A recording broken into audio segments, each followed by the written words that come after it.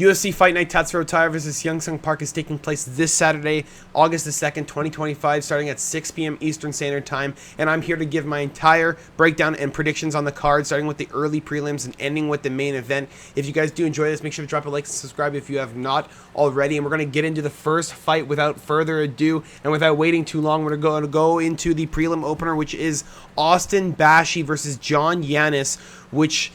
it's an okay fight, I guess. We have John Yanis, who is moving up from 139. I don't know what. Is this an actual weight class in Fury? I did not know this. What, 140? Is this a real weight class? I guess it is, if that is his last weigh-in.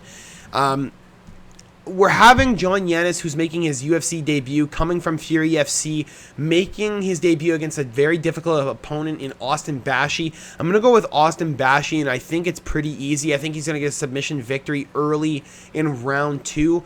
I do believe that John Yanis is a little bit behind when it comes down to the submission grappling. He did have a huge problem with Gabriel Wanderlei, and Wanderlei isn't a guy who's super high level on the scene, but he does have some decent grappling techniques that did allow him to get a lot of submission victories on his record.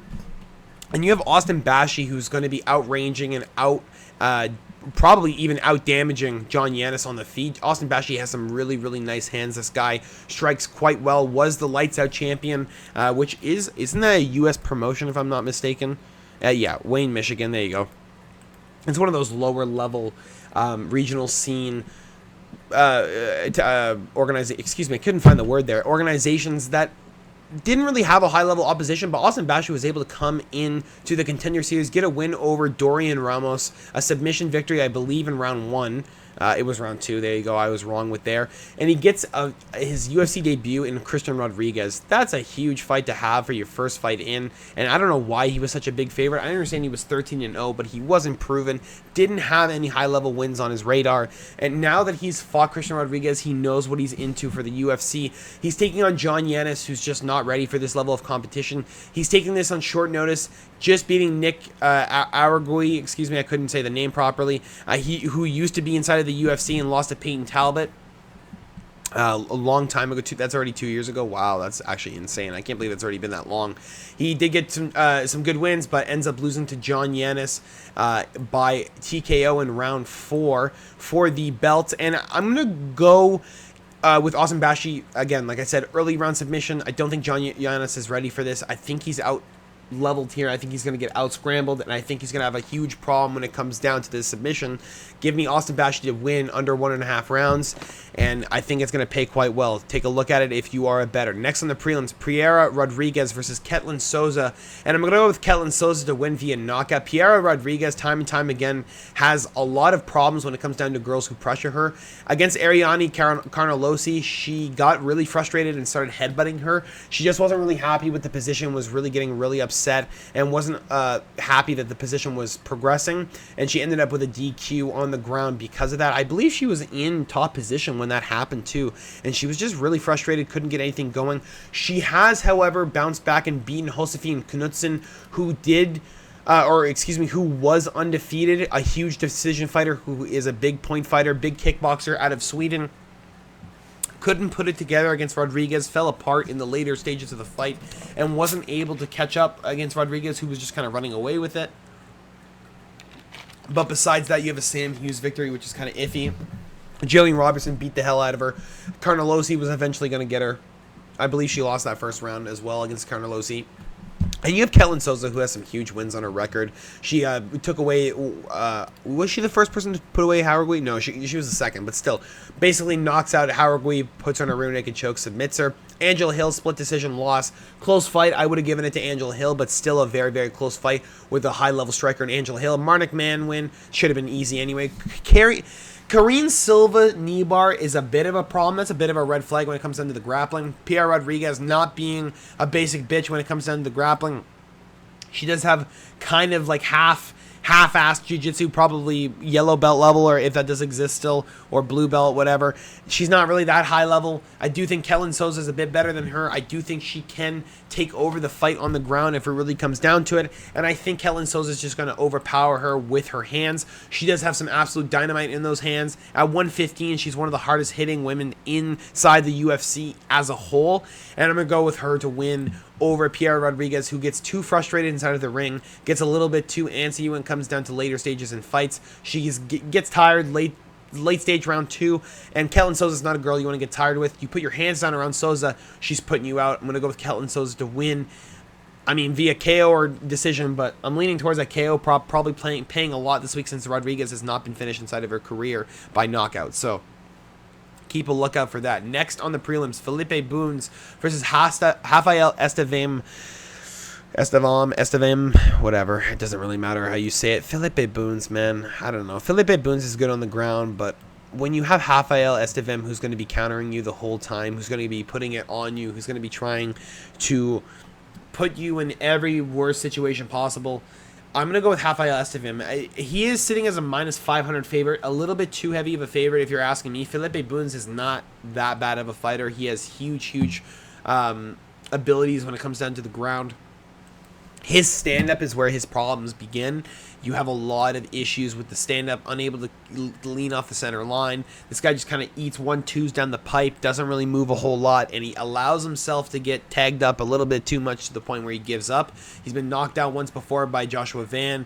He's been hurt a lot before. Guys end up taking him down, submit him. That's only happened twice in his career, but he ends up with a lot of decision losses and guys who start, overpowering him in fights, start overtaking him. And Rafael Estevam is a guy who does that time and time again.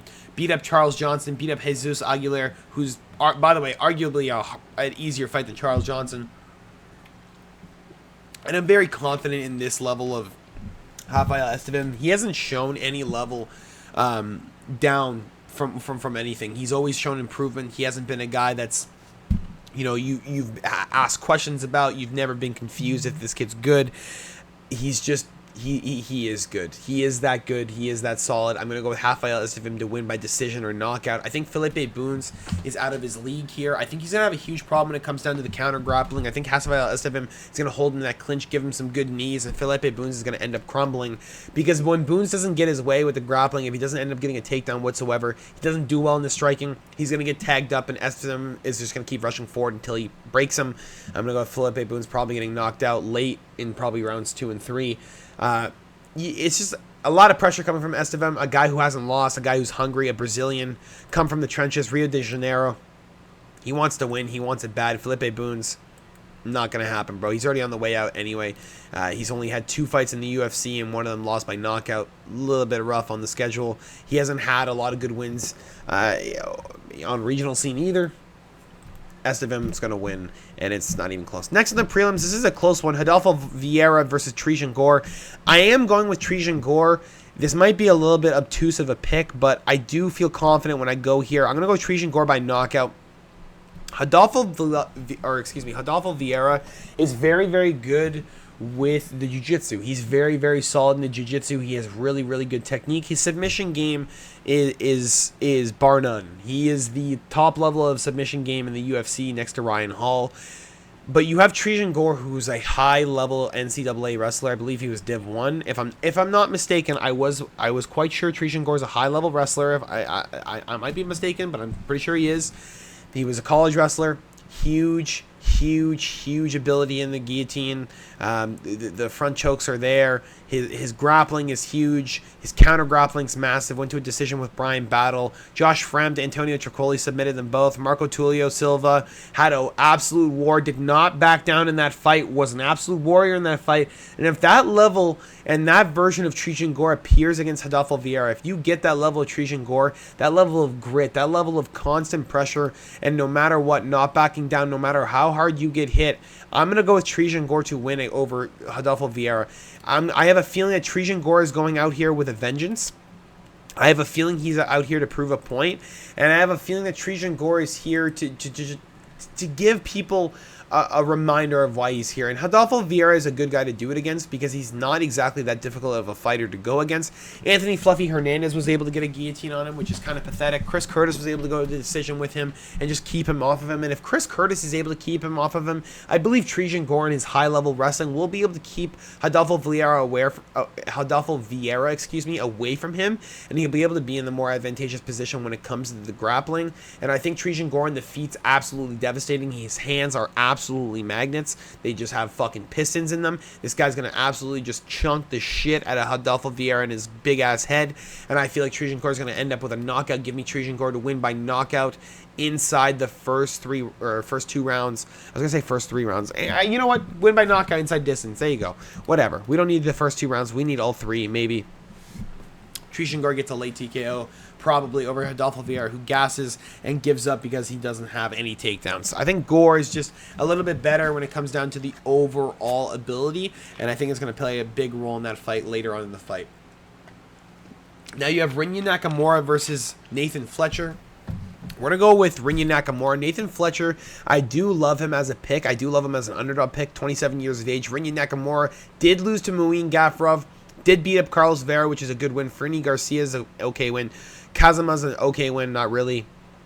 Nathan Fletcher did win against Zygmunt Ramashka. He did win, I thought, against Kalen Loughran. I thought that was a pretty obvious win. And I do feel like in this situation, though, Rinya Nakamura and his submission grappling is going to be a little bit too much for Nathan Fletcher. I think when it comes down to the pressure of Rinya Nakamura and the constant just change up and the wrestling pressure, and then the fact that he has hands like fucking bricks, and Nathan Fletcher's going to be guessing which way, and every time he goes in to block a takedown, Rinya is coming over with an overhand. If there was a big underdog to land on the card, I'm going to go with Nathan Fletcher to land it on the card. But if we're looking at overall skill set, I think I'm going to have to pick Rinya Nakamura. I don't want to pick him, to be completely honest. I do think he's a bit of a can losing to Muin Gafurov. I think Nathan Fletcher is a high level prospect, realistically. I think he's one of the best things to come out of England in a long time. I think at bantamweight, he's at perfect range. He's got perfect body, and he's pretty fucking solid when it comes down to everything. But I think Rinya Nakamura is a little bit too aggressive. I think the guys that Nathan Fletcher has been given inside of Cage Warriors is not even close to the high level of Rinya Nakamura, and we're going to go with Rinya Nakamura to win by submission or by decision. I don't think the knockouts here, even though he has more wins by knockout than anything. I think Nathan Fletcher's going to be able to stand on the feet with him. I think when it comes down to the mix-up, though, Nathan Fletcher gets a little bit gas. Rinya Nakamura's not a guy that gets really too gas in the grappling. He did against Gafurov, but Gafurov was defending well. I think Fletcher's in for a big surprise here. I think Rinya Nakamura's been working well. He hasn't fought in 6 months. We're going to see what he's done in 6 months. Give me Rinya Nakamura to win on the line. Next on the prelims, Nick Klein versus Andre Puliev, and this is an absolute joke of a fight. I might as well... Honestly, where's my coin? This is a fucking terrible fight. I hate this fight. We're going to go with heads. We're going to go with heads being Nick Klein. We're going to go with tails being the Russian. It is tails. We're going with Andre Puliev to beat Nick Klein. Nick Klein is absolutely fucking dog shit. He was able to beat Geraldo Souza inside the Contender Series, who was a bit of a favorite. I did bet Geraldo Souza, I believe, to win that fight. He choked him out inside the first round after, some weird-ass shit. I think he knocked him down and then put him out. He immediately runs over to the side of the octagon, screams at Dana White, John Jones is the GOAT. I love Donald Trump. John Jones is the GOAT. I love Donald Trump.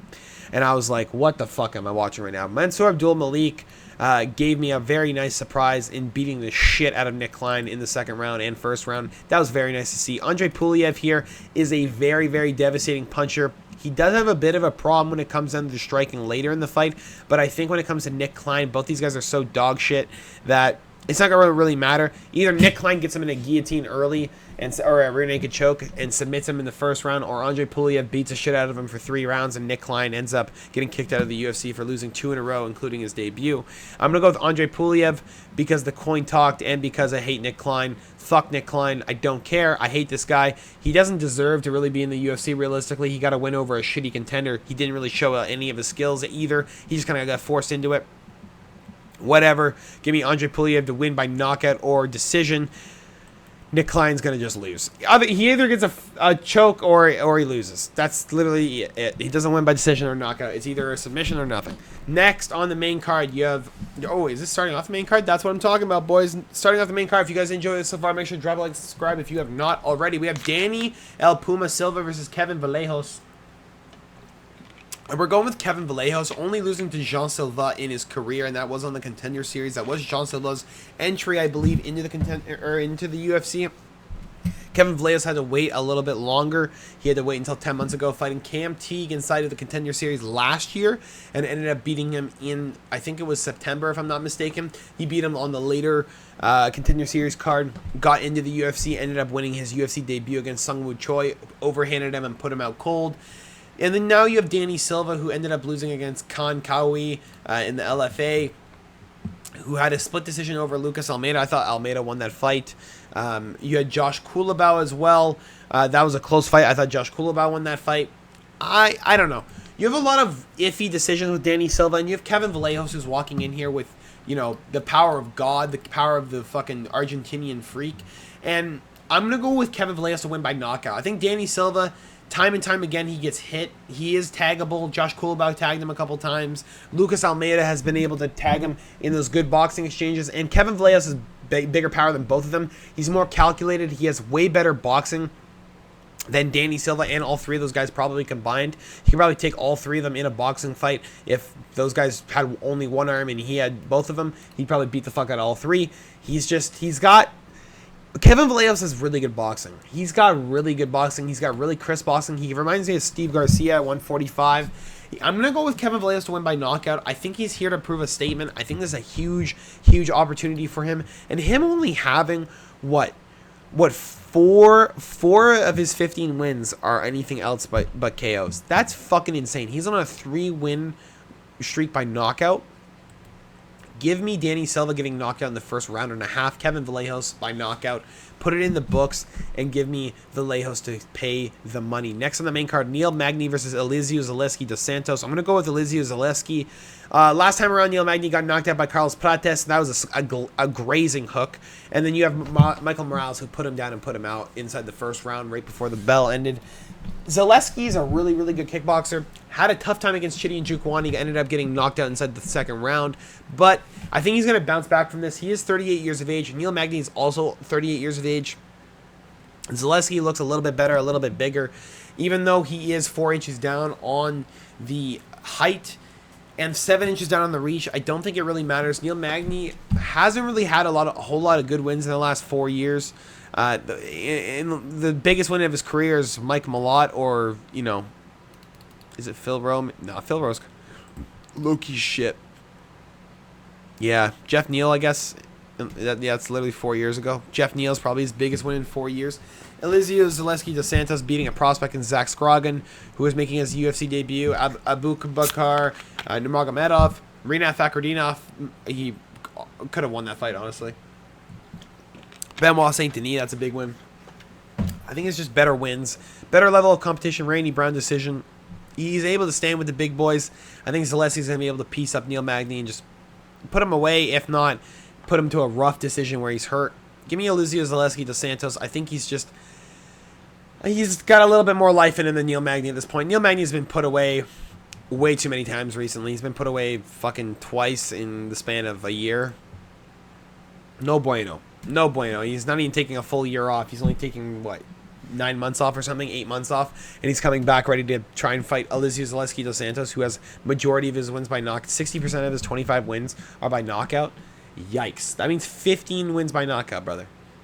Good luck. I don't know. I don't know what to say to Neil Magny, but you're going to need it, brother. You got 7 inches of reach. You better use it. Otherwise, Zaleski's coming in close, and he's going to put you away. Next on the main card, Carl Hossa against Nora Cornol. We're going to go with Nora... do we? Do we do it?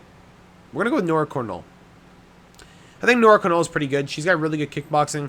She did lose against Jacqueline Calvacanti, which was a close fight. I thought Calvacanti robbed her there. It is what it is. Jocelyn Edwards win. Haley Cohen, rear naked choke. Haley Cohen's kind of shit. Carl Hossa is quite good. She's been in the UFC for quite a long time. She has beat Yana Santos, Pani Kinzad. But when it really comes down to it, Nora Cornol's making her last run at it. She is a really, really good kickboxer. Carl Hossa has a bit of a problem with girls who are really good in striking. She tries to mix it up and tries to force them against the cage sometimes. Eileen Perez did not let her do that. She just kind of bullied the shit out of her. Irene Aldana did not let her do that. She just bullied the shit out of her. Norma Dumont did not let her do that. Norma Dumont bullied the shit out of her. And Nora Cornell is a girl who does not back down. She keeps moving forward even when she's gassed. And I think in this situation, Nora Cornell is going to keep moving forward. She's going to keep pressuring Carl Hossa. And Carl Hossa is going to be behind 2 rounds before we're even in the third. And when we get to the third, she's going to need a finish to end it. I'm going to go with Nora Cornell as an underdog. I just like the way she fights. I think realistically she should be 10-1 right now. I don't think she lost to Jacqueline Cavalcanti. And that's a huge fucking win to have because Cavalcanti is a huge fraud check that is just waiting to happen. She beat Julia Avila, and Avila is just a fucking can they gave to her because they're trying to slowly build her up. She almost lost to Josiane Nunes, bro. This is a problem. Cavalcanti's low-key a can. She's better than Hossa almost. And I'm going to go with Nora Cornell. I think Nora Cornell is going to pass with flying colors, and she's also a very big girl. She's very big. She always weighs in over 138 last time around. She's maxes out 135, bro. She cuts weight down, and I think Nora Cornell is just going to be able to utilize that kickboxing. Good body kicks, good liver side kicks. Carl Hossa ends up on the ground. She might be able to knock her out. I think it's going to be a good fight. Nora Cornell on the line as an underdog. Let's go. Next on the main card, we have Esteban Ribovic against Alves Brenner. We're going to go with I want to go with Alves Brenner if I'm being 100% honest. I think Medebek Odabai and Joel Alvarez are 2 huge fucking crazy fights. I think Kanyan Kueshki and Guram Kutateladze are pretty big fights for Alves Brenner, pretty big wins. And I think the fact that Esteban Ribovic kind of proved in his fight against Louis Radzabov and Nazrat Hakparas that he kind of falls apart when it comes to the later stages of the fight, especially against Daniel Zellhuber. He was almost losing that fight entirely until he almost knocked out Zellhuber in the 3rd round. He was able to get a quick victory over Terrence McKinney, but, you know, that's just because it's McKinney, bro. He gets taken out like that. That's just how it happens. McKinney either goes out quick or he puts the guy out quick. It's just how it is. Alves Brenner, time and time again, has had just a little bit too good of luck, it seems. It seems like he's a submission guy who's just learned to love the striking and to just love the brutality of everything. And last time I ran against Joel Alvarez, just couldn't withstand all of it. He just ended up crumbling in the 3rd round late in the stages of the fight. Esteban Ribovic is going to be bringing the fire to Alves Brenner, but I'm not going to lie, bro. I'm picking Alves Brenner to win. I think as the dog, I think Alves Brenner is a lot better than the bookmakers are making him out to be. I think Esteban Ribovic has some problems. I think the last time around I watched him against Nazrat Hakparas, he almost seemed confident. He almost didn't seem confident in his striking. He seemed a little bit tentative. And when it comes down to Alves Brenner, you can't be tentative. You have to be moving forward. And if I don't see that in Esteban Ribovic, Alves Brenner is going to run away with this fight. I'm going to go with Alves Brenner to win inside distance. I think the knockout capability is there. I think Esteban Ribovic is going to be in for a long night. I think he's underestimating Alves Brenner. And I think if you guys are betting, plus 3.5, Alves Brenner is huge. I think he can definitely cover around. And I think Esteban Ribovic, I think he can win, but this is going to be a tough fight. This is going to be a bloody war, boys. This is contender for fight of the night for sure. We're going to move on to the co-main event of the evening. Let's try and finish this up quick. Chris Duncan versus Mateus Rebecki. We're going with Mateus Rebecki just because of the fact that Chris Duncan showed against Balaji Oki that he has some problems with the grappling. Balaji Oki took him down and he just had him in a guillotine. Balaji Oki ended up out. Manuel Torres showed real quick that he can get his back taken easily. Jordan Vucenic was able to take his back, but Chris Duncan ended up reversing the problem. And that's a big problem for me because Vucenic was a highly rated prospect coming into that and just absolutely got shit on. Manuel Torres, however, wasn't that highlighted in his submission game. He was more highlighted in his knockout. And when it really comes down to it, if he's able to get that on Chris Duncan, I'm very confident in Mateus Rebecki to take the back and consistently just abuse the shit out of this guy. I think Chris Duncan is a very high-level prospect. I think he's very good. But I think Mateus Rebecki here is just too powerful in the wrestling, too good in the chain grappling, and I think he's just going to just force him on the ground, just keep patterning Chris Duncan with good, clean shots on the ground, and end up gassing him out and end up just rolling over him. Mateus Rebecki showed in that Odabai fight that he's a dog. He's willing to brawl until the end. Diego Ferreira knocked him out in the 3rd round with 9 seconds left, but regardless, that was going to end up in a Diego Ferreira win anyway, most likely. Roosevelt Roberts got armbarred. Louis Krezabov got knocked out. These are some really good wins from Mateus Rebecki, and I'm going to lean with him to beat Chris Duncan, even though he's down on the height, even though he's down on the reach, even though he's down in the size. I'm going to lean with Mateus Rebecki. I think he's just A little bit overall a better fighter than Chris Duncan. I think Chris Duncan falls behind in the grappling department a lot of the time. I think he focuses a little bit too much on the hands, and I would like to see him focus a little bit more on the grappling, especially because he's so good with the hands. Let's go with Mateus Rebecki to win on the line, and that leads us to the main event of the evening. We had the piece of shit Amir Albazi pull out of this because he knew he was not going to win this fight. Tatsuro Taira was supposed to fight Amir Albazi for the main event of the evening. We end up with the switch out. Hyun Sung Park has stepped in and is taking on Tatsuro Taira as the undefeated prospect out of South Korea, and we're going to go with Tatsuro Taira. Hyun Sung Park is making this debut a little bit early, in my opinion. He knocked out Shannon Ross, got a rear naked choke over Carlos Hernandez, and all of a sudden, we're giving him Tatsuro Taira. We're just fucking throwing him to the top. Tatsuro Taira has only lost to the best of the best in Brandon Royval. He was able to injure Alex Perez with a really good takedown attempt, enforcing all of the pressure on the one knee with the lock that he had around the back. And that gives a lot of fucking red flags when it comes down to how this is going to end up. Park is going to get abused in the grappling. And Park was the guy who's had to choke out Hernandez. Tatsuro Taira knocked him out. Granted, it was a round later than what Park got, but still, that's a crazy level of power. Hyun Sung Park is good. He was able to tag Hernandez early, too, and end up with that submission. But when it comes down to Tatsuro Taira, bro, I'm a little bit worried with the fact that he's at a full camp. I'm a little bit worried that Hyun Sung Park is making a short notice fight. That screams red flags for me.